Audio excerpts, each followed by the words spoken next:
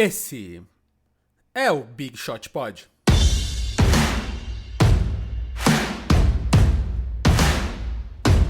Olá, amigos! Tudo bem com vocês? MM aqui, hoje na presença ilustre de Guilherme Pinheiro. Olá, amigos, tudo bom com vocês?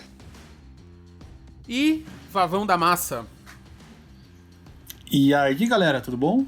Bom dia, boa tarde a todos. Então voltamos aí hoje, talvez mais próximo de voltarmos ao tema do podcast, né? Que é basquete, ouso dizer. Mas antes disso tudo, só queria agradecer, falar geral aí do último programa. Foi um programa muito especial pra gente fazer.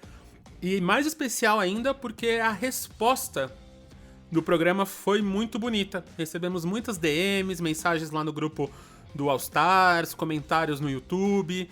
Muita gente aí sensibilizada, muita gente aí veio falar, e é sempre bonito de receber esse carinho da torcida, principalmente num tema tão urgente, num tema tão importante, num tema tão tenso e pra mim, pessoalmente, tão perto de mim, né? Que é o racismo, a causa negra e tudo isso. Então, muito legal de ver que muita gente se sensibilizou e se tocou.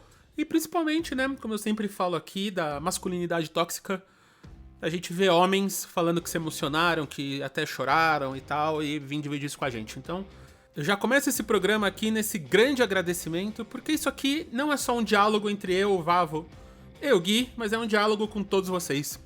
E tá bonito, tá legal, tá bacana. Né, Gui? Você mesmo recebeu algumas mensagens, não foi? Sim, eu recebi mensagens no meu Instagram pessoal de gente falando que ouviu e que estava num dia meio ruim e que ter escutado a gente falando de um assunto desses foi importante para ele. Teve gente alguns comentários legais também no YouTube nosso. Enfim, cara, foi bem legal a repercussão disso. Acho que a gente precisa falar mais desse assunto e, na verdade, eu acho que agora realmente tem uma entrevista do Jordan, uma entrevista não, eu vi só a declaração, eu vi só a manchete falando que isso é um tipping point, né? E quer dizer, isso é um ponto em que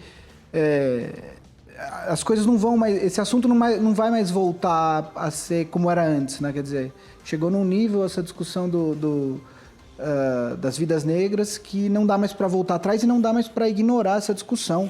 A gente viu a repercussão que isso teve nos Estados Unidos. Os jogadores da NFL fizeram um vídeo muito forte falando disso, falando que eles exigiam que a NFL declarasse apoio à luta deles, que a NFL declarasse que as vidas negras importam, que a NFL estava errada ao não reconhecer essa discussão antes e tal.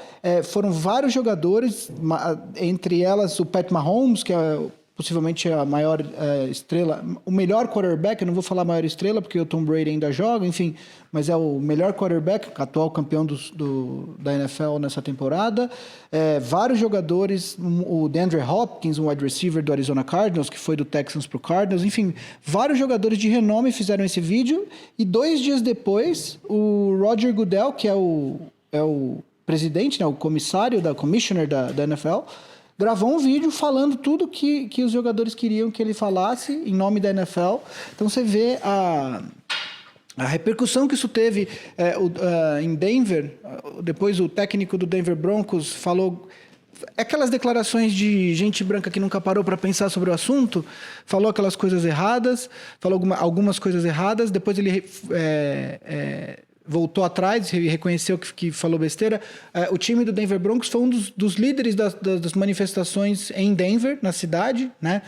O Drew Brees, quarterback do New Orleans Saints, também falou besteira, falou que não ia tolerar desrespeito à bandeira. O LeBron James desancou nele no Twitter, muita gente falou, deu 2 dias, ele voltou atrás e falou que entendeu e tal. Eu acho um pouco... tem um ditado que fala, depois que inventaram desculpas, ninguém mais foi pro inferno, né? Eu, particularmente, não sou muito dessa ideia de que desculpas cura qualquer coisa, de que pedir desculpa tá tudo certo, entendeu? Eu acho que o Drew Brees tem 40 anos, ou quase 40 anos, e se ele não enxergou essa questão durante esses 40 anos, não foi em 2 dias depois que uma declaração dele pegou mal que ele passou a entender. Entendeu? De qualquer maneira, é melhor que ele venha a público e peça desculpas, até para que ele não se sinta confortável em falar uma besteira dessas de novo, entendeu? Enfim, o ponto é, o assunto tomou uma proporção muito grande. A gente teve manifestações gigantescas em Londres, em Berlim, quer dizer, fora dos Estados Unidos, no Rio a gente teve, em São Paulo a gente teve.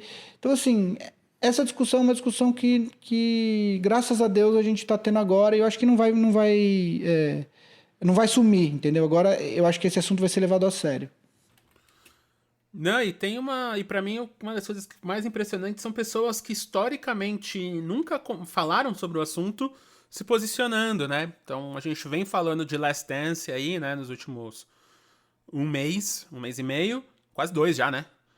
E aí tem um episódio inteiro do Jordan não se posicionando na causa negra, e o Jordan foi um dos primeiros que não só se posicionou, mas colocou dinheiro, né? Tipo, $100 milhões nos próximos 10 anos, não é isso? 10 milhões por ano, uma coisa assim? Eu vi que ele tinha se comprometido a doar $100 milhões ao longo dos próximos 10 anos. Não sei se, enfim, parcelas iguais ou... Não sei se é uma doação programada ou se é de acordo com eventos que venham a surgir. Mas ele sim se comprometeu a doar $100 milhões. Que é uma baita de uma grana. Mais do que qualquer pessoa já doou. R$500 bilhão. Então você pega um cara como o Jordan, assim, que não quis se posicionar quando estava no auge da carreira ali, ajudar a política e tal, e hoje colocando $100 milhões para, tipo, ajudar a causa. Então você vê que como a discussão foi para um outro patamar nesses últimos 20 e poucos anos, né? Desde quando rolou o Last Dance, quase 30 anos. Mas ao mesmo e como as pessoas também mudam de ideia e fazem as coisas, sabe? Então isso eu tô achando muito, muito, muito incrível.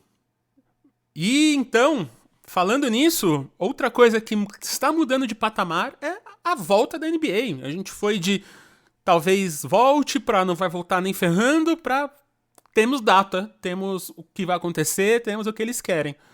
Já deixo aqui de antemão que eu sou veementemente contra essa volta. Acho que não é o momento, acho que não é a volta, acho que tem muitas coisas aí, mas entendo também que tem muita grana, muita coisa envolvida e é um momento que tá todo mundo perdido. Então vamos esperar pra ver. Mas meninos, falem aí pra gente como é que vai ser, qual que é o plano, o que tá rolando. Bom, tentando ser sucinto, o que ficou acordado, a NBA fez uma votação dentre todas as franquias com esta proposta, foi aprovada por 29 votos a 1. Quem votou contra foi o Portland Trail Blazers, o único voto contra. Desconheço o motivo, Gui, se tu souber. Eles falaram que existiam, na verdade, eles não votaram contra o retorno, eles votaram contra o formato, porque foram discutidos outros formatos e eles acreditavam que existia um formato melhor do que esse que foi aprovado. Essa foi a justificativa, que na verdade acho que não foi nenhuma justificativa oficial, foi algo que os insiders circularam por aí. Então, só para explicar então pra galera, acho que quem acompanha o Big Shot Pod já está sabendo de um modo geral como que vai ser. Das 30 franquias da NBA, 22 vão voltar a jogar e 8 não voltam mais a jogar nessa temporada. Essas 22 são os 8 times do Oeste, os 8 primeiros colocados do Oeste, os 8 primeiros colocados do Leste até este momento, mais os times que ainda teriam uma chance de classificação, que no caso seriam esses 6 times a mais. 5 do Oeste e apenas 1 do Leste, né, que é o Washington Wizards. Para definir a classificação, eu confesso que do jeito que eles explicaram, algumas dúvidas ficaram em aberto para mim, mas do que eles noticiaram, cada time joga 8 jogos ainda, e essa tabela ainda não foi divulgada, deve ser divulgada logo mais. Acredito que eles estejam pensando bem como fazer para não favorecer nem prejudicar nenhum dos times. A ideia A ideia é que seja, tipo, como se você fosse os próximos 8 jogos dos times, tirando os jogos que seriam contra esses 8 times que ficaram de fora. Esse é o primeiro passo. E aí, depois a parar. Então, por exemplo, se por acaso vai ter algum time que ia jogar muitos jogos com aqueles times que foram eliminados, que não voltam, aí tem que ver, enfim, aparar essas arestas aí. Mas inicialmente a ideia era manter os próximos 8 jogos de todos os times contra os times que vão continuar a temporada. Então, eu acredito que eles estejam quebrando a cabeça para ser o mais justo possível, porque nós temos problemas, questões do tipo, sei lá, um exemplo fictício. O Oklahoma City Thunder já jogou vários jogos difíceis até agora e até o final da temporada teria jogos mais fáceis. Mas esses jogos mais fáceis não tem mais como ele jogar, porque os times não estão mais de volta. Então eles vão substituir jogos fáceis por jogos difíceis, que são os times que ainda estão. Mas enfim, isso eles vão ter que dar um jeito.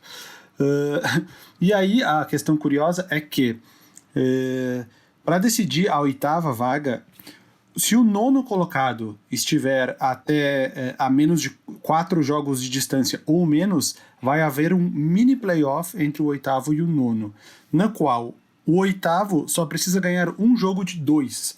Se ele ganhar o primeiro jogo, ele já fica com a 8ª vaga. Se ele perder o primeiro jogo, então vai haver um segundo confronto, onde o vencedor fica com a 8ª vaga. Não sei se eu consegui explicar direito, mas resumindo, ou o 8º ganha 1, ou o 9º ganha 2 para poder roubar essa 8ª vaga. A questão da ordem dos times, para mim, não ficou bem clara. Por quê? Porque os times, quando a NBA foi interrompida, os times tinham números diferentes de jogos. E se cada um jogar 8 vezes, eles vão continuar com um número diferente de jogos. Aí eu imagino numa questão de empate, de número de vitórias ou de número de derrotas, como que eles vão fazer? Eu acredito que seja pelo aproveitamento, seria a questão mais justa. Mas aí, se a ordem for por aproveitamento, como que eles vão definir essa distância de 4 jogos para saber se vai ter esse jogo do 8º contra o 9º? Porque se a questão vai ser aproveitamento, não vai ser por número de jogos. Digamos que um time fique com, de novo, fictício, 50 vitórias e 17 derrotas. Aí o outro, em vez de estar com 46-21, que seria 4 atrás, ele está com 46, 20, entendeu? Então, ele está 4 derrotas, mas só tá 4 vitórias, mas só tá 3 derrotas atrás. Então, eu não sei como eles vão fazer isso. Não sei mesmo, eles precisariam dar uma explicação mais detalhada. Eu acredito que eles tenham uma resposta para isso. Nesse caso, Vavo, o que acontece é o seguinte, por isso que cada vitória e cada derrota, a mais ou a menos, ela conta como meio jogo, né? Como que funciona isso? Vou pegar aqui, um exemplo claro. Tipo, o Brooklyn Nets está em 7º no leste agora e o Orlando Magic está em 8º agora. O Brooklyn Nets está com um recorde de 30 vitórias e 34 jogos e o Orlando Magic está com de 30 vitórias e 34 derrotas e o Orlando Magic está com um recorde de 30 vitórias e 35 derrotas. Ou seja, nesse caso, o Orlando Magic está meio jogo atrás o Magic está meio jogo atrás do Nets, certo? Se o Orlando Magic jogar contra qualquer outro time e ganhar, o Orlando Magic vai ficar... Vamos supor, tem rodada hoje à noite. O Nets não joga essa noite, certo? Mas o Orlando Magic joga. O Orlando Magic ganha o jogo. Aí o Orlando Magic empata, ele não tá mais meio jogo atrás, ele tá nenhum jogo atrás do Nets, porém com um recorde diferente. Ele tá com 31 vitórias e 35 derrotas. Ele tem 2 jogos a mais que o Nets na tabela, certo? O desempate, nesse caso, se dá pelo percentual de aproveitamento. Agora, como foi aprovado, o que vai determinar se vai ter esse mini playoff, esse torneio de entrada para a 8ª posição dos playoffs, é o número de jogos atrás, não é aproveitamento, é o número de jogos atrás. Se tiver 4 jogos atrás, na mosca, independentemente do aproveitamento, vai haver esse playoff, entendeu? Mas eu sei, a questão de jogos atrás eu entendo, mas os jogos atrás, ele serve como parâmetro numa questão onde todos os times têm jogos iguais. Vou dar agora um exemplo prático. Um time tem 40 vitórias e 20 derrotas. 66,6% de aproveitamento, certo? Outro time tem 42 vitórias e 21 derrotas. 66,666 de aproveitamento. Porém, o time que tem 42-21, ele tá meio jogo à frente do time que tem 40-20, entendeu? Quando os times têm quantidades de jogos diferentes, o Games Behind ele não é fiel em relação ao aproveitamento. Então, isso pode causar... Eu não sei se eles pensaram nisso, eu acredito que sim. Mas isso pode dar um problema. Jogos em quantidades diferentes distorcem o Games Behind. Mas isso é uma coisa que eles tiveram que assumir, assim. Não existe nenhuma solução para essa situação seria perfeita, em termos de cobrir todas as questões. Eu acho que os outros times, se eles votaram a favor, eu imagino que essa seja uma questão superada, porque esse modelo de disputa foi aprovado. Nenhuma solução seria perfeita. Todas elas têm algum buraco, esse é um buraco, mas eu acredito que isso tenha sido acordado, que o que vai determinar a ocorrência ou não desses jogos é a questão dos jogos atrás, jogos na frente, né? Não, só para quem não entendeu o que eu quis dizer, vou dar um exemplo bem extremo. Um time tem 2 vitórias e 0 derrota. O outro tem 40 vitórias e 38 derrotas. O time que tem 2 vitórias e 0 derrotas tem 100% de aproveitamento. O time que tem 40 vitórias e 38 derrotas tem mais ou menos, tem um pouquinho mais de 50% de aproveitamento. Porém, nos Games Behind eles estão empatados, entendeu? É um exemplo completamente extremo e absurdo, mas é isso, entendeu? Tem essa distorção. Exato, mas esse é um exemplo extremo. Quer dizer, os outros times, eles vão ter... a diferença de jogos entre os times, pelo que eu vi, tem times com 67 jogos e tem times com 63 jogos. Entre os times pode que acontecer foram aquele primeiro exemplo que eu dei, né? Do 40-20 pro 42-21, mas enfim. A questão é que 4 jogos no universo de 71 jogos, que é o mínimo de jogos que um time vai ter, não é um número que faça tanta essa diferença. Esse exemplo que você deu, do 40-38 e dos 2-0, é um exemplo muito extremo, entendeu? No universo de 70 jogos, 71 jogos ou 75 jogos, não é algo que seja tão absurdo, entendeu? Então, esse problema meio que dilui. Mas eles têm que pensar que pode acontecer. E se acontecer, o que eles vão fazer? Se tem 4 times com 4 jogos de diferença, pode acontecer. Pode, mas isso já tá sanado, isso foi aprovado, esse método de disputa foi sanado. Eu acho que todos os times acordaram que o que vai determinar se vai ter esse jogo ou não é o número de jogos, o número de jogos atrás, independentemente do aproveitamento e do número de jogos totais que cada time tem. Eu acho que isso foi sanado. Tá, tudo bem. Pode ser injusto para algum time, mas enfim. Inclusive, durante a temporada da NBA, acontece em alguns momentos, devido à diferença de jogos, de um time que está com, sei lá, 2 games behind em relação ao líder da conferência, estar na frente de um time que está com 1 game behind, entendeu? Na tabela, no meio da temporada, devido à diferença de jogos. Mas enfim, se foi acordado, foi acordado. Se alguém for prejudicado por causa disso, não devia ter acordado. O que eu acho só estranho, o único time que eu acho que tem o direito de ficar puto nesse caso é o Memphis. Por quê? O Memphis, nesse momento, está em 8º no Oeste, com 32 vitórias e 33 derrotas. Um total de 65 jogos. O Pelicans está com... o Blazers está com 29 vitórias e 37 derrotas. Só que o Blazers vai ter de volta o Nurkic e o Zach Collins, né? Pela primeira vez na temporada, o Blazers vai estar completo. Nesse momento, então, o Memphis está 3 jogos e meio à frente do Portland na tabela, né? Se nesse retorno da liga, nesses 8 jogos, o Memphis for 4-4 e o Blazers for 4-4, o Memphis vai ser obrigado a jogar esse mini playoff com o Blazers. O que, para mim, isso é um caso claro de um time que seria prejudicado. De novo, o Memphis aí teria que ganhar um jogo em 2 tentativas do Portland para passar, né?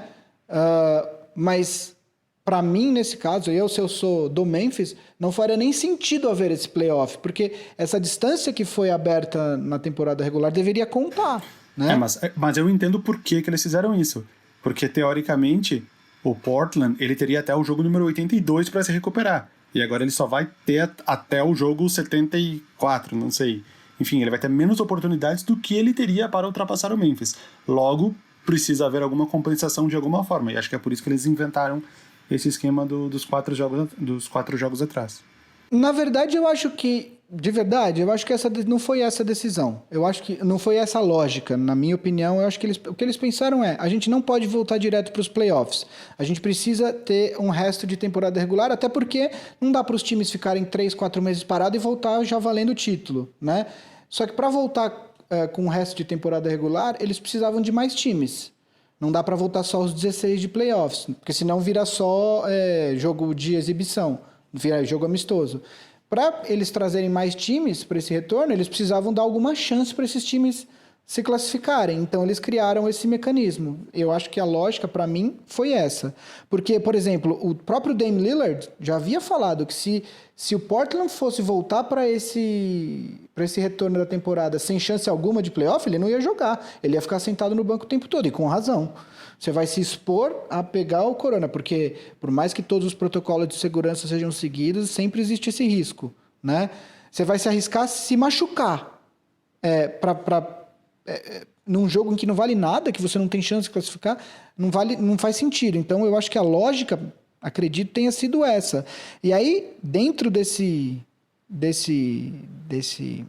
dessa lógica, eles expandiram até demais, eu acredito, né? Porque eles trouxeram, por exemplo, um time como o Phoenix Suns e como o Washington Wizards, que eu acho muito, muito difícil que se classifiquem. É óbvio agora que o Washington Wizards, que estava a 5 jogos e meio atrás do Orlando, tem uma chance muito melhor de se classificar agora do que tinha se a temporada regular fosse concluída. Mas eu acho que o número de 20 times, com a linha de corte no Oeste, no Spurs, e com a linha de corte no Leste, no Orlando Magic, para mim seria o número ideal. Não entendi muito essa inclusão de Phoenix Suns. Quer dizer, entendo que eram times que ainda tinham chance de playoff, por menores que fossem. Todos os outros times já estão matematicamente eliminados. Então, eles deram a chance para todos os times que ainda tinham chances matemáticas de classificar, eles trouxeram para esse retorno da liga.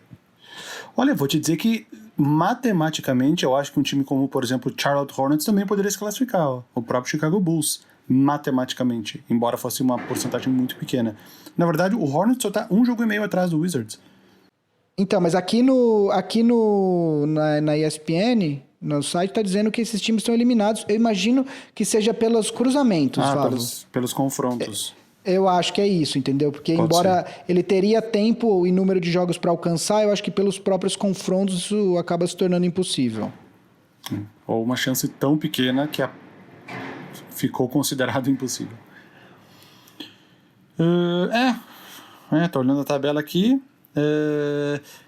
A gente não combinou de falar sobre isso, mas jogadores, que times que se beneficiam e que times que são prejudicados por questão de acréscimo ou decréscimo de jogadores. A gente não tem tantos exemplos e tantas confirmações, mas tu já citou o Blazers, que ganhou o Nurkic e o Zach Collins, que é um ganho gigantesco, principalmente para um time que o time que estava 3 jogos e meio atrás do Memphis, que nem tu falou, agora precisa segurar a nona colocação e manter essa distância. Eu acredito que é uma coisa, principalmente com a volta dos dois, bem factível.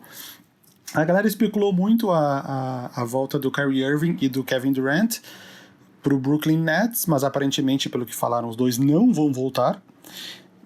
Se eles voltassem, eu consigo imaginar, porque a gente nem não falou uma coisa até agora, né? Os playoffs são sem mando de quadra. Não existe mais mando de quadra. Então, uma série de 7 jogos, todos os jogos disputados no mesmo complexo, sem torcida, o mando de quadra vai por água abaixo. Eu não sei se eles vão compensar isso de alguma forma, eu não acredito que não tem nem como compensar, mas depois eu fiquei imaginando, um Brooklyn Nets, se voltassem Kyrie Irving e Kevin Durant, jogando em condições iguais com os outros 7 times do leste, do nada surgiria tipo um time que estava completamente descartado do título. Eles acabaram falando que o Irving e o Durant não vão voltar, então essa hipótese está descartada. Mas seria, no mínimo, curioso um time como o Nets ficar bem mais forte, surgir como um candidato ao título numa circunstância como essa.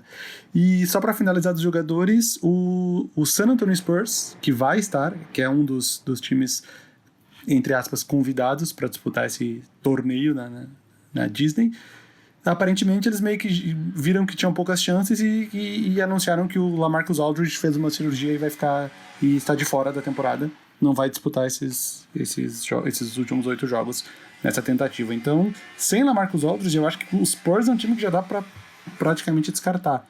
E vantagem para os times que enfrentarem o San Antonio Spurs dentro desses 8 jogos, que vão pegar um time teoricamente mais fraco. Então, vamos lá. Eu acho que, pensando em quem foi beneficiado, quem foi prejudicado, o Vavo falou um pouco de jogadores, eu vou falar um pouco dos times, assim. Eu acho que os times que vão aproveitar melhor esse retorno, eu acho que os times mais veteranos, com jogadores mais experientes no cômputo geral do elenco, assim. Então, por exemplo, um time como o Lakers, eu acho que é um time que é beneficiado por esse ponto, ao mesmo tempo, pode ser prejudicado pelo ponto de vista da vantagem de quadra. O Lakers é um time que tem uma vantagem muito grande jogando no seu ginásio. E aí, sob esse ponto de vista, para o Clippers eu acho excelente. O Clippers é um time que, quando joga contra o Lakers, mesmo quando eu mando do Clippers, tem mais torcedores, costumam ter mais torcedores do Lakers do que do Clippers. Nesse caso, num eventual confronto, caso esse confronto se confirme, eu acho que para o Clippers é melhor jogar num campo neutro do que jogar num campo com mais torcedores do Lakers. Então, acredito que isso seja um benefício. Times como Filadélfia, por exemplo, que tem um recorde incrível dentro de casa, mas um recorde horroroso fora de casa. Apesar do Sixers estar recuperando o Ben Simmons para esse retorno, acho que é uma coisa ruim para eles, né? Porque eles vão jogar agora num ginásio neutro, sem torcida, e é um time que responde muito bem quando tem a torcida a seu favor em casa, né? Então, em geral, eu acredito que os times mais veteranos possam responder melhor a essas condições especiais desse retorno,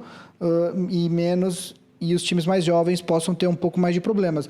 Uma coisa que a NBA está estudando, mas ainda não foi anunciado, é a abertura de uma janela de transação, agora, dia 22 de junho, onde os times vão poder assinar com jogadores, até porque eu acho que a ideia é que os elencos sejam um pouco expandidos nesse retorno da NBA, justamente por conta de, caso um jogador faça um teste que dê positivo e tal, você vai precisar de mais gente dentro dessa bolha, né? Se você tivesse só os 15 jogadores de cada time, se você tem 2 jogadores no seu time com teste positivo, você ia ficar com 13 durante, 10 dias, né? Então, para que isso seja evitado, a NBA está estudando abrir uma janela de transação para que os times possam, então, assinar com alguns jogadores. E essa janela não é só para os 22 times que estão nesse retorno, vale para todos os times. Você fala assim, poxa, mas por que um time assinaria com um time que está fora dos playoffs, assinaria com algum jogador agora? Eu vou dar um exemplo para vocês. O ano passado, o Miami estava eliminado dos playoffs e depois da eliminação ele assinou com o Kendrick Nunn e com o Duncan Robinson, que são 2 jogadores que fazem parte bastante importante da rotação do Miami nessa temporada. Então, os outros times também têm que ficar de olho, né? Outra situação importante a ser observada, por exemplo, é a questão do DeMarcus Cousins, né? O DeMarcus Cousins está no mercado. Ele não jogaria essa temporada, mas agora, de repente, ele está bem para voltar. O Lakers vai querer assinar outro time. Existia uma expectativa muito grande que o Lakers reassinasse com ele para a próxima temporada, até por tudo que aconteceu nessa temporada.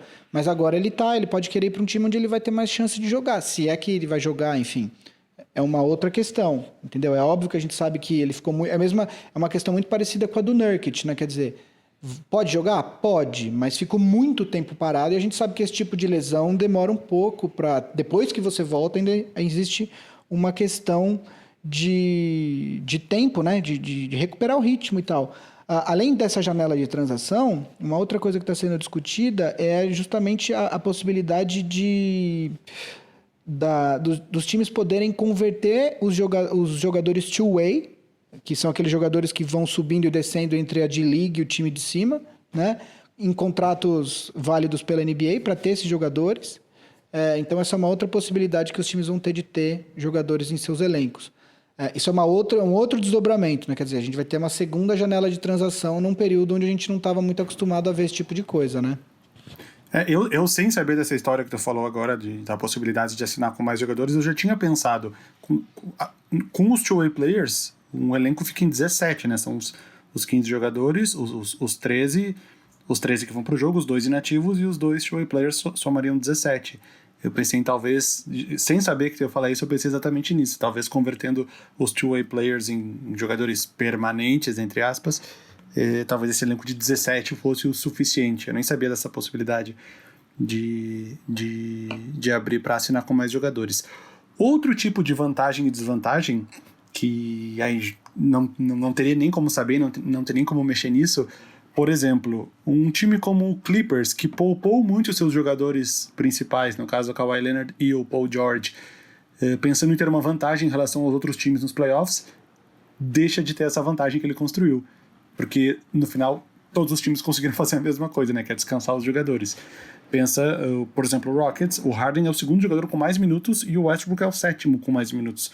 Ou seja, tu tem 2 dos 7 jogadores que mais estavam ficando em quadra. Isso já se provou em outras temporadas com o próprio Rockets, que esse desgaste dos jogadores o time acaba pagando um preço na frente. Então, nesse novo formato, esse preço o time não vai ter mais que pagar. Então, um time como o Rockets, um time como o Blazers, o Lillard é o primeiro em minutos, o McCollum é o sexto. Tu tem 2 jogadores no top 6 de minutos, tu vem com esses jogadores descansados. Mais uma vantagem para os Blazers e uma desvantagem para os times que pouparam jogadores. Mas isso também não tinha nem como saber, não tinha como prever. Fica mais como uma questão de curiosidade mesmo. Então, essa história, tudo isso que eu falei agora, tá numa história que foi o Woj que reportou. Tem uma história dele e do Bobby Marks no site da ESPN, nesse momento, na página da NBA, no site da ESPN. E aí, outras informações importantes, eles falam assim, que se algum time tiver algum problema de lesão ou de teste positivo para Covid-19 durante o training camp que eles vão ter nesse retorno e durante os 8 primeiros jogos, não vai ter limite de jogadores, de número de jogadores para que o time pode assinar para repor esses jogadores que o time eventualmente perder. Porém, existem algumas restrições sobre quais jogadores eles podem assinar. Então, assim, os jogadores que estarão elegíveis para ser assinados são jogadores que estiveram em contrato com algum time da NBA ou da D-League em algum momento nesta temporada. Não é? Então, por exemplo, um caso que eles citam aqui, nenhum time poderia assinar com o Jamal Crawford, por exemplo, que esse ano ele não declarou oficialmente a aposentadoria, mas nenhum time assinou com ele. Não poderiam assinar. Também não poderia assinar com nenhum jogador de fora da NBA, algum jogador da Europa, sei lá, de algum outro da China, entendeu? Então, existem algumas limitações. Porém, se o jogador esteve em contrato com algum time da NBA ou da D-League nesta temporada, esse jogador pode assinar com algum time algum dos 30 times da NBA nessa janela de transações. E só aí uma pergunta também que eu não sei. No caso desses jogadores que poderiam entrar durante essa continuação da temporada, não deveriam ser um grupo definido de jogadores que já estariam em quarentena? Porque tu não vai ter como buscar um jogador para substituir rapidamente um outro jogador teu, deixar ele em 14 dias de quarentena para depois ele poder jogar contigo. Eu acho que não teria que ter um universo de jogadores já pré-selecionados como possíveis substitutos que já estivessem em Orlando de quarentena também? Não vai ter isso? Então, isso certamente é uma das coisas que ainda está sendo discutida, Vavo. E é por isso que essa janela de transação ainda não foi anunciada. Existem todas essas questões que estão sendo analisadas, imagino, e eles só vão anunciar de fato quando isso tiver sido acordado. Isso tem que ser ainda conversado com a Players Association, né? Uma outra questão que está sendo discutida é que os times queriam já levar os jogadores two-way para esse campus lá na Disney, para que os jogadores fiquem lá. porque daí é um cara que você tem acesso rápido. Ele vai fazer a quarentena com todo mundo, ele vai ser testado pela liga como todo mundo que estiver lá, e se você precisar dele, você não vai ter que esperar, sei lá, uma semana, 10 dias para esse cara até ele poder ser integrado ao elenco. Num primeiro momento, parece que a liga não tinha colocado esses jogadores dentro das pessoas, dentro da lista de membros que um time vai poder levar para a Disney, né? Então, isso ainda está sendo discutido. É importante ficar claro que a liga está falando em um número de 1.600 pessoas dentro dessa bolha, que eles não querem chamar de bolha, estão chamando de campus, que vai para a Disney. 1.600 pessoas entre os 22 times. Então, existe uma limitação de quantas pessoas esses times vão poder levar. Você pensa aí, você está falando em 14, 15 jogadores por time, sem contar esses extras que podem ter. Aí você tem comissão técnica, você tem médico, você tem segurança, você tem uma série de coisas que ainda tem que ser resolvidas, né? Eu estava escutando o podcast do Brian Windhorst ontem, e aí os caras estavam falando assim, os times têm os seus cozinheiros. Cada time tem o seu chefe da nutrição, o seu cozinheiro. Mas não dá para todos os times levarem os seus. Assim como não dá para todos os times levarem toda a equipe de segurança. Entendeu? Então, esse tipo de coisa eu também imagino que seja uma questão. A NBA ainda não anunciou qual vai ser o protocolo de segurança para tudo. Quer dizer, os testes, existe a expectativa de que os jogadores, de que todo mundo seja testado todo dia, com testes que não é o nasal, aquele que vai até o fundo, que é um teste que quem fez diz que é muito desagradável, que enfia um cotonete monstruoso e ele tem que ir até o fundo, não é no nariz, é lá no fundo mesmo, e tem que fazer nas duas narinas. Então, assim, é uma outra questão que está sendo discutida, é o protocolo de segurança. Eu fiz e é horrível mesmo, viu? O protocolo médico, né? Você fez? Eu fiz o exame quando eu fui lá pro hospital ver a parada da minha hepatite. A gente fez o teste de corona completo. E, cara, parece que tem alguém enfiando o dedo, tipo, querendo furar seu cérebro, assim. É horrível. Então, assim, existe a expectativa de que os jogadores sejam testados diariamente, mas ainda duvido que eles aceitariam ser testados diariamente com esse swab nasal. A expectativa é que todo mundo chegue em Orlando no dia 7 de julho. Vai acontecer uma quarentena de 3 dias, se eu não me engano, pelo que eu li, de 3 dias dentro do quarto, quer dizer, todo mundo dentro do quarto, sem sair, né? E aí depois vai haver mais alguns dias de quarentena só dentro dali do hotel. E aí depois começa o training camp e a expectativa é que os jogos comecem a acontecer dia 31 de julho. Ou seja, a gente ainda tem aí pelo menos mais uns 50 dias até que os jogos comecem a acontecer. Tem tempo ainda, mas ao mesmo tempo existe pressa, porque claramente a próxima temporada já está impactada. Os times que chegarem na finais, possivelmente eles vão ficar até... isso vai depender muito da velocidade dos playoffs, mas a expectativa é que um time que chegar nas finais vai ficar ali, a partir do momento que chega, né, de dia 7 de julho, 2 meses e meio, 3 meses em Orlando, com uma locomoção um pouco restrita, né? Existem a questão das regras, se vai poder levar família, enfim, tem um monte de coisa a ser definida. Isso, eles tiraram o básico da frente, que é, beleza, vamos definir uma data e um formato. Ok, definiu, vota, aprovou, beleza. Agora a gente vai ver todo o resto. A gente esqueceu de falar, quando eu comecei a explicar, a gente foi desenvolvendo o assunto, desenvolvendo e não falamos as datas. Então a data esperada é dia 31 de julho, esperada não, confirmada é 31 de julho, que vão voltar os jogos, as finais, caso cheguem até o jogo 7, o último jogo seria no dia 12 de outubro. Acabaria dia 12 de outubro. Então seria um intervalo de 2 meses e 13 dias, uns 70 e poucos dias de jogos. Então, mas aí quer dizer, a gente tem uma outra questão que é o impacto que isso vai ter no calendário da próxima temporada, né? Porque se a gente assumir que as séries vão longe, que a final vai ser mesmo nesse dia, porque eu acredito que se as séries forem mais rápidas, eles podem antecipar esse prazo, né, Vavo? Com certeza, com certeza. Então, eles falaram que vai ser jogo dia sim, dia não nas séries, né?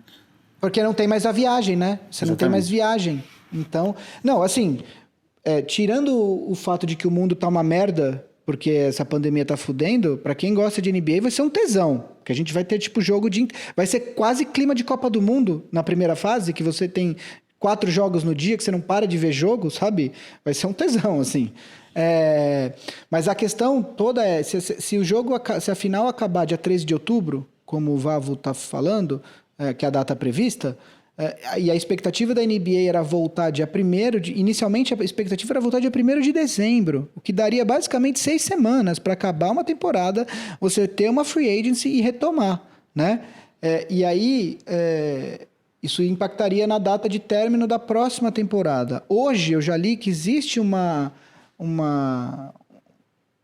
parte das pessoas envolvidas nessa discussão que querem que a próxima temporada seja meio espremida para que as finais da próxima temporada sejam o mais próximo possível das datas originais, para que aos poucos você vá retomando o calendário normal da NBA, né, de começar em outubro e terminar em junho. Obviamente que isso significaria que na próxima temporada voltariam os famosos back-to-back-to-back ou os 4 jogos em 5 noites, que diz que é pior que o back-to-back-to-back é os 4 jogos em 5 noites. Você joga um back-to-back, tem um dia de intervalo e depois joga outro back-to-back. Isso é algo que aumenta muito o número de lesões e tal, e a NBA vem trabalhando para cada vez mais espaçar o calendário para que isso não ocorresse e para que até os números de back-to-back sejam cada vez menores. Então, assim, tem muita coisa a ser definida, tem muita questão a ser discutida. O que a gente tem definido agora é o básico do básico do básico, que temos uma data de retorno, sabemos que os jogos acontecerão na Disney, todo mundo lá. E aí agora o protocolo de segurança, o protocolo médico, o impacto que isso vai ter na free agency, o impacto que isso vai ter na próxima temporada ainda está sendo analisado. Isso vai ter que ser muito discutido pelos próximos meses. Para matar umas saudades de NBA, hoje o programa está indo ao ar dia 10 de junho. Dia 10 de junho do ano passado foi o dia do jogo 5 entre Warriors e Raptors nas finais. O Raptors liderava a série por 3-1, parecia que ele ia fechar o jogo. Eu tô vendo aqui, tava vencendo por 103-97, faltando 3 minutos e meio. Eu lembro que esse jogo eu tava na casa da NBA assistindo, aquela casa da NBA montada lá no Shopping Eldorado aqui em São Paulo. Tudo dava a entender que o Raptors ia fechar a série em 4-1. O Klay Thompson acabou fazendo 2 cestas de 3, o Warriors virou o jogo e acabou descontando para 3-2 aquela série, para tristeza de muitas pessoas presentes na casa da NBA, não só torcedores do Raptors, como secadores do Warriors. O Raptors acabaria fechando no jogo 6, jogo seguinte, mas só para relembrar que exatamente um ano atrás estávamos vendo o jogo 5, um ótimo jogo 5 das finais, que o Warriors venceu por 106-105 em Toronto. E tem uma outra questão que a gente não discutiu ainda, né, Vavo? Que é o que vai ser das 8 franquias que vão ficar de fora, né? Entre a interrupção da temporada e a suposta estreia da próxima temporada, são 9 meses.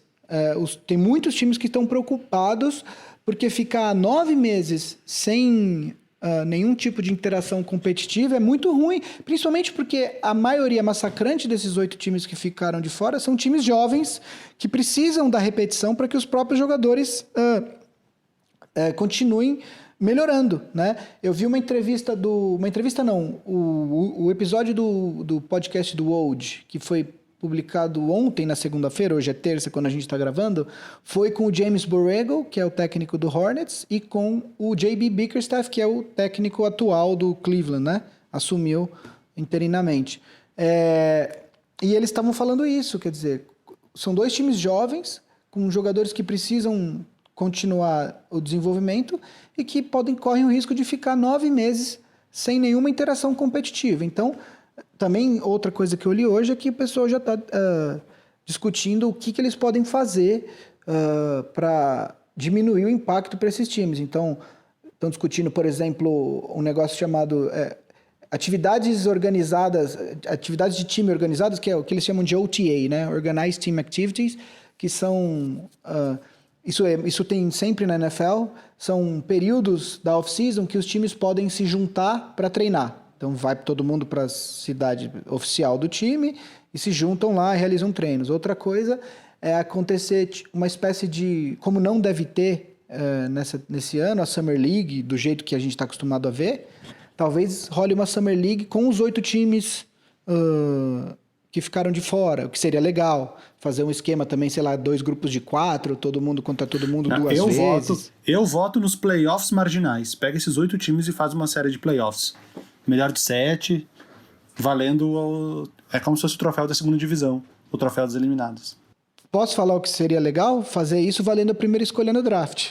Tipo, seria... Porque isso seria legal fazer. É que a questão é levar o menor número de pessoas possíveis para um lugar por causa do vírus. Aí tu vai juntar os outros 8 times. Não faria muito sentido. Exato. Mas, enfim, eu acho que tem essa questão. Então... Aliás, uma coisa que é importante, a gente falou de draft agora, o draft, é importante que isso fique, a gente explique como que é o impacto disso no draft. Basicamente, os 8 times que estão de fora, eles já estão garantidos no draft como os 8 times com maior chance da primeira escolha, na ordem de acordo com o seu recorde, né? Então, o pior time é o Warriors, ele vai ter a melhor chance de ter a primeira escolha no próximo draft e assim por diante. O Washington é o time que seria o 9º time. Se o Washington perder os 8 jogos que tem para fazer, em tese ele ficaria com um recorde... ele poderia melhorar a posição dele no draft, mas não pode. Isso não pode acontecer. Então, não importa. Se o Washington perder os 8 jogos, o Washington vai ficar na 9ª posição na loteria, entendeu? Então, é importante que isso fique claro que um time não pode melhorar a chance, um time entre os 22 não pode melhorar a chance dele mais do que a 9ª posição de conseguir a primeira escolha no draft. O Vavo, agora que a gente já falou, basicamente, cobriu todos os aspectos aí desse retorno da liga, com o tanto de informação que a gente tem disponível nesse momento, queria saber, você mantém sua previsão de favoritos aí, Clippers e Bucks? O que você acha? Ou ainda está muito cedo para falar? Cara, essa temporada tava tão equilibrada desde o início que eu nem me lembrava qual era a minha previsão. Devia ser alguma coisa que tava com o meu humor no dia. Mas era Clippers, era Clippers e Bucks os seus favoritos. Era Clippers e Bucks. Parece justa. Olha, o Clippers, embora eles tenham a desvantagem de terem poupado os jogadores bons, eles têm a vantagem que eles têm um Kawhi Leonard e um Paul George zerados, né? Isto é uma vantagem, algo que eles dificilmente teriam. E sem o mando de quadra, eles também têm esse benefício, porque eles não tiravam tanta vantagem do mando de quadra quanto outros times conseguem tirar. Um time como Denver, por exemplo, que chega a ter uma vantagem tá ligado essa história que os times de Denver e de Utah, historicamente nos esportes americanos, eles têm uma vantagem natural por causa da altitude, né? Porque os jogadores treinam na altitude. Denver é tipo a Mile High City, né? Tem 1 milha de altitude, que é 1.600 metros. Utah também, na Salt Lake City, tem altitude. Talvez seja uma pequena desvantagem para esses times também. Enfim... Outro time, mais uma coisa, outro time que tem uma pequena vantagem, acho que é o Toronto, na questão que o Toronto usa muitos jogadores, muitos minutos, Kyle Lowry, Fred VanVleet, o Siakam, todos eles estão ali no top de minutos por jogo. É mais uma vantagem poder ter eles zerados. Dito tudo isso, eu acho que eu mantenho a minha previsão, então. Vamos de Bucks e Clippers na final. Cara, eu vou de Lakers campeão, porque eu não sou filho de pais medrosos, entendeu? Eu sei que vocês vão falar que eu sou clubista, mas quem acompanha o Big Shot pode... Desde o começo, sabe o tanto que eu critiquei esse time ano passado e agora meu time tá bom e eu confio muito no LeBron e vamos que vamos. Então eu acho que eu tinha falado que o Clippers era favorito, mas quer saber? Olha pra minha cara de que vou apostar alguma coisa no Clippers nessa vida, né? Agora, uma coisa que o Vavo falou, que eu lembrei agora. O Vavo falou do Utah Jazz, né? E, cara, nenhum time teve um intervalo de temporada tão ruim quanto o Jazz, né? Quer dizer, os 2 melhores jogadores do time pegaram Covid, né? O Gobert e o Donovan Mitchell. Não suficiente, eles brigaram. E a relação quase chegou num ponto de ficar irreparável, né? Diz que eles estão se entendendo, mas claramente existe uma questão aí. Além disso, o segundo pontuador do time, que é o Bojan Bogdanovic, fez cirurgia no pulso e está fora desse retorno da temporada. E tem mais uma questão, que é o Joe Ingles tem um filho que tem uma condição específica que eu não vou lembrar aqui agora, mas que torna o filho dele grupo de risco se ele pegar, se ele for contaminado pelo coronavírus. Então, o Joe Ingles, aparentemente, ele vai jogar, mas ele disse que se ele não achar que o protocolo de segurança, o protocolo médico seja suficiente, ele cogita não só não jogar, como se aposentar. Não é algo que ele esteja na iminência de fazer, mas ele diz que cogitou. Isso pode, se ele chegar lá e ver que o pessoal está fazendo festa, que está saindo, ele pode chegar e falar assim, gente, desculpa, eu não vou ficar aqui, e ir embora. Então, assim, esse intervalo de temporada do Jazz foi, de longe, o pior entre todos os times, né? É isso, voltamos aí a falar de basquete depois de uma parada aí, né, como a gente parou a vida, a gente apertou pause na vida, demos essa descansada, agora estamos voltando aos pouquinhos, muito provavelmente vamos parar de novo, eu acho, em algum momento, a probabilidade, Vavo, você que é estatístico, de dar ruim em algum ponto aí é bem grande, eu acho, se não agora, durante... Oi? Por causa do Covid, tu diz? Tem muito ponta solta, né? Eu acho, assim. Tem muita ponta solta, é muita gente, muito rolê. Tipo, pode não dar agora, mas daqui 2 semanas, né? 3 semanas, a galera vai descobrir que tinha uma galera com Covid, desoa um pulmão de um cara desses aí. Fudeu. Tem um monte de gente que vai estar lá nessa bolha com mais de 60 anos também, né? Tem essa questão, que é importante ser levado em consideração.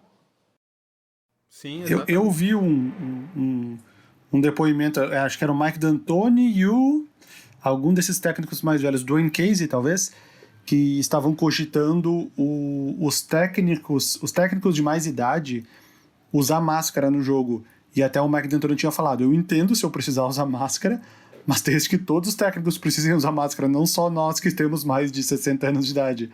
Mas depois eu não vi mais esse assunto sendo falado, então eu não sei que fim ainda vou. Então, porque a gente tá falando de... aquela conta que a gente fez, acho que no programa retrasado, de que o pessoal tava falando que são 10 mil pessoas pra fazer a MLB funcionar. Aqui a gente tá falando, não vai ser 10 mil, mas se for 1.000, 2.000 pessoas, sabe? Entre todos os times, mais a galera do estádio, mais a galera do hotel, mais a galera que vai transmitir, mais a galera, os técnicos, né, de imagem, de som e tal. Então é muito, para dar uma cagada, assim, uma ponta solta é muito grande. Então, assim, estamos torcendo para dar tudo bem, mas, né, a galera tá colocando, ao meu ver, os pés pelas mãos. E isso aí é falta no basquete, se não me engano. Então é isso aí. Então a gente volta aí semana que vem. Não mais no vôlei.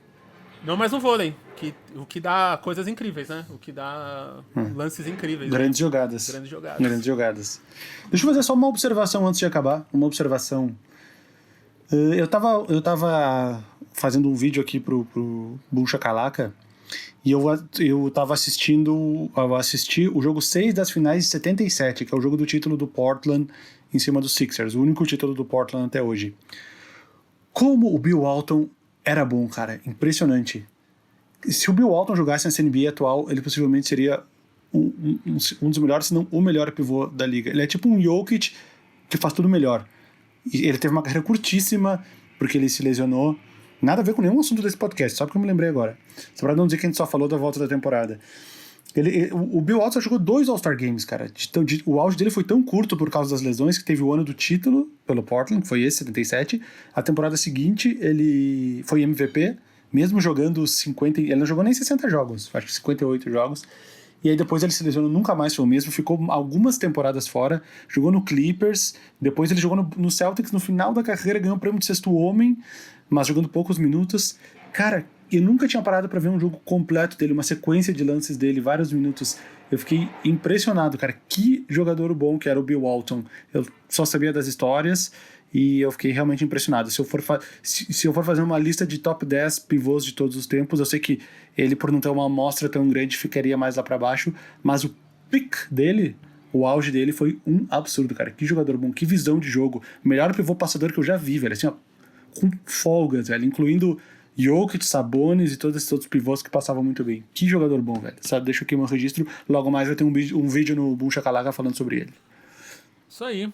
E aí, também, acho que a gente, em algum momento, vamos ter que falar sobre todas as coisas que aconteceram pós Last Dance também, né? Todos os jogadores que vieram xingar o Jordan, xingar a produção,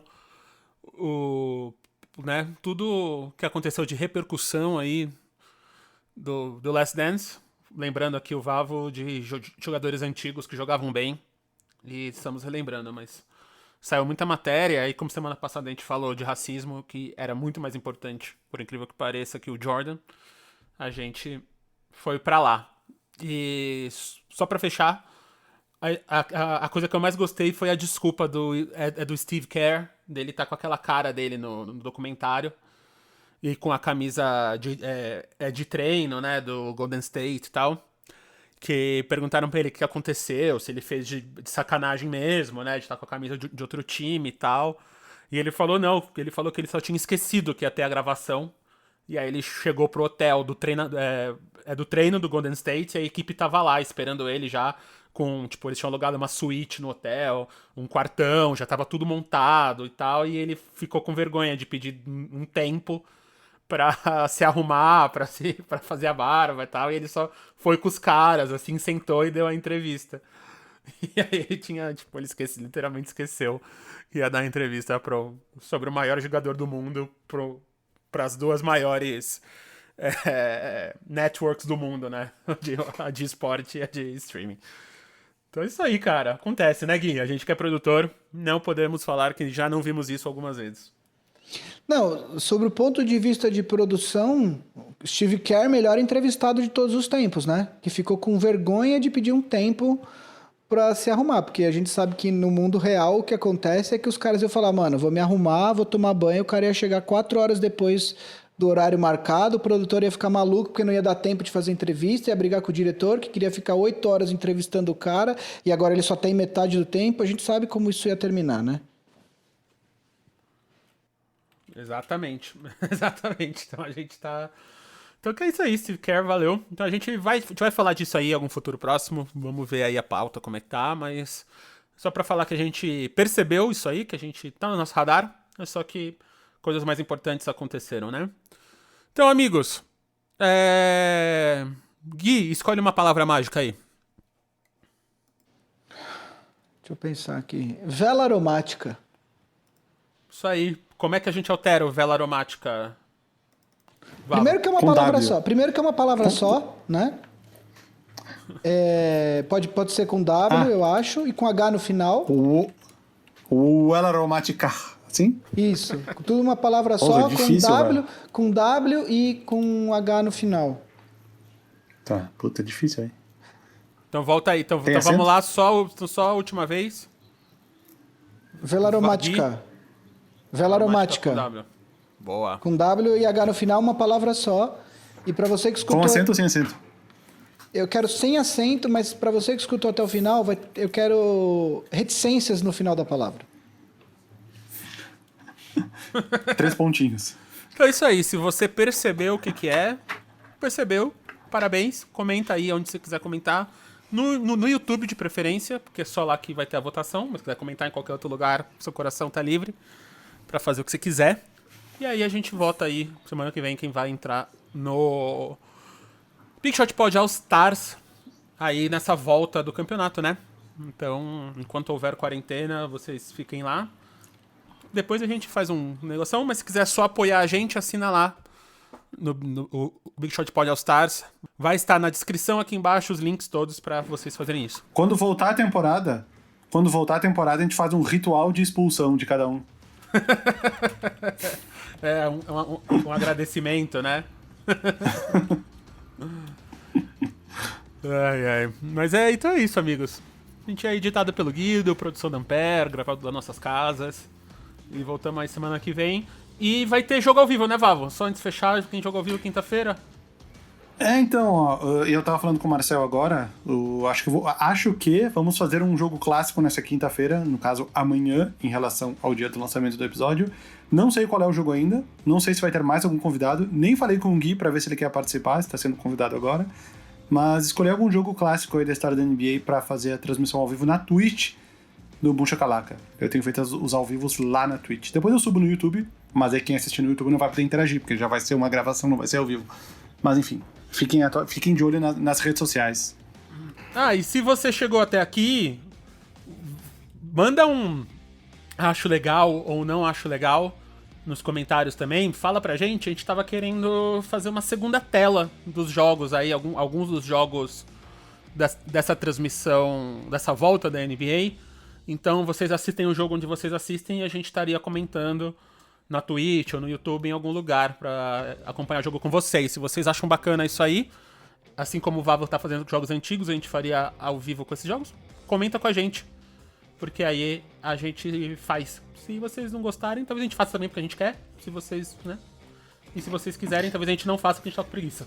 Mas só pra gente saber eu esqueci de comentar a melhor coisa dessa volta da NBA em Orlando. A melhor coisa, assim, ó, disparada, que ninguém falou. O horário dos jogos. Vai ser tudo mais cedo. Não vai ter mais jogo no horário do Pacífico. Não vai ter mais jogo nem no horário de Houston, que é o que eu costumo assistir mais. Jogo cedo. Que beleza. Pra quem tem filho, gente, é a melhor coisa do mundo. Tudo joguinho às 9 da noite aqui, 8 horas, 7 horas. Essa foi a melhor coisa. Quando eu percebi isso, eu fiquei muito feliz. Não, sem contar que às vezes assim, pelo que eu entendi, vai ser jogo a 1, às 3, às 5, às 7, às 9. Tipo, cara, coisa vai ser boa, Copa coisa do Mundo. boa, dormir sério. cedo. Coisa boa. Então fechou. Então vamos fazer. A gente vai ver de fazer isso aí pra vocês, se vocês gostarem. Se vocês não gostarem, talvez a gente faça também, como eu já falei. É isso aí, amigos. A gente volta aí semana que vem. Big Shot Pod é produção pé. Até lá. Abraço.